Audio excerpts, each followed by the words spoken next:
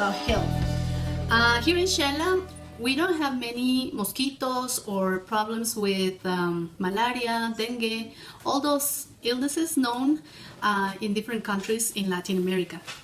We do have issues with the stomach problems and basically fruits that are infected sometimes, vegetables that are infected sometimes, but they need to be clean in order to be safe to eat.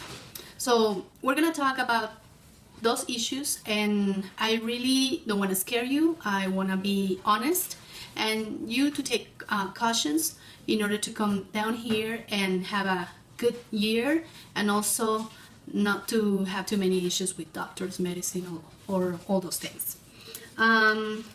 Basically, we tell everybody to be careful when they just got here. The first 2 months are going to be kind of your system or your body's adjusting to the weather, to the food, to the water, and there could be so many things that can cause probably stomach issues, and some of them are not going to be huge, but some of them could be really bad as far as amoebas or food poison or something that you ate that upset your stomach. So the first 2 months we recommend every teacher not to eat all kinds of non-cooked foods in restaurants or on the streets, even though they look very good or they look yummy and you want to try everything.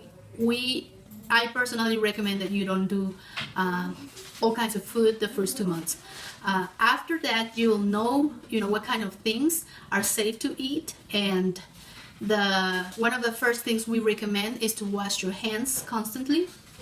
This is an environment where you can get contamination touching things, or sometimes you just grab an apple that nobody washed and then you eat that apple and maybe your hands were infected, not the apple. So things like that. So we're asking you to wash your hands constantly, also to wash any vegetable, any fruit that you're going to be eating. Make sure that all the foods that you are going to have are cooked. I don't recommend to eat salads, basically because most of our salads here have leaves and like lechuga, lettuce, and spinach that sometimes can be infected. I would recommend to have only cooked meals, any kind of chicken, any kind of meat, or if you are vegetarian and if you are going to live in a house with a family, please ask them to cook everything and make sure that the family where you are at is cleaning the food very well. Of course, the families that we find here are the ones who past teachers have recommended, so we consider those families to be good places to live in. Vero, I have a question. How do you wash your vegetables and your fruits? Okay, since I am from here, usually I just rinse them with water, but some of the teachers have bought the chlorine or special stuff to wash the fruits. So you pour a little bit, not too much, into a big bucket of water, and then you put all your fruits or veggies in there and you wash them, and after that you dry them or leave them there drying.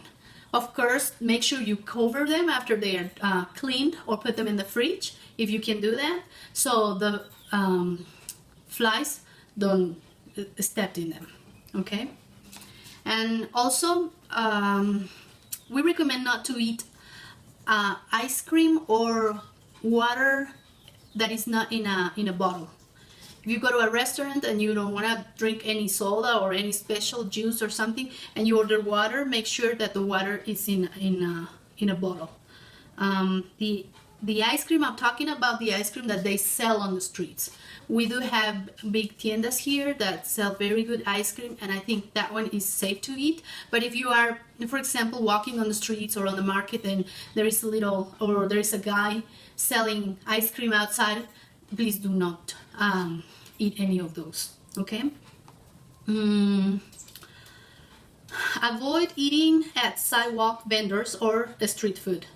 As I said, sometimes it looks so good and so yummy, but we don't know how they cook the foods. So we have had teachers who enjoy eating in little restaurants or eating tacos at the park, but they've done it after they've been here for a certain time and they found a friend who told them this is a safe place to eat and this guy cleans his food very well. So when you have a good recommendation of someone who has been there before, I guess you can try, but for the first months, don't do it. Don't eat strawberries. Strawberries and lettuce, those two are like sponges. They suck up the water, and the water that they use sometimes is contaminated. So even if you clean them, the contamination is going to be inside.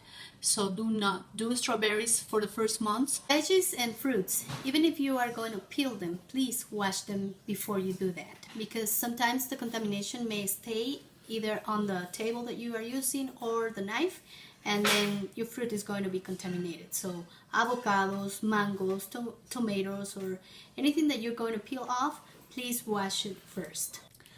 Also, because of the altitude, you may have some issues with it. So we are recommended you to stay hydrated. Make sure you're drinking lots of water. And if you feel tired, if you feel nausea or dizziness, please try to rest. Don't stress too much, trying to get things done, because that may cause more problems, and sometimes it's going to be, everything will be related to the altitude. So please drink lots of water. Once you are in the school campus, the water is safe to drink from the tap, and we also have water jugs everywhere where you can fill your bottles and drink water. One of the recommendations we have for you is to buy some probiotics. They sell them in the States. There is a specific brand that is called Cultural.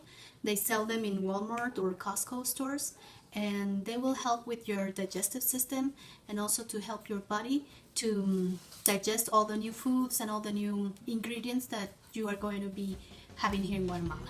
So bring a pack or two of those, and you can start taking them even 2 or 3 days before you get here, and that will protect your system, your digestive system, of getting contaminated, or help your body to get rid of some things that may cause some stomach problems.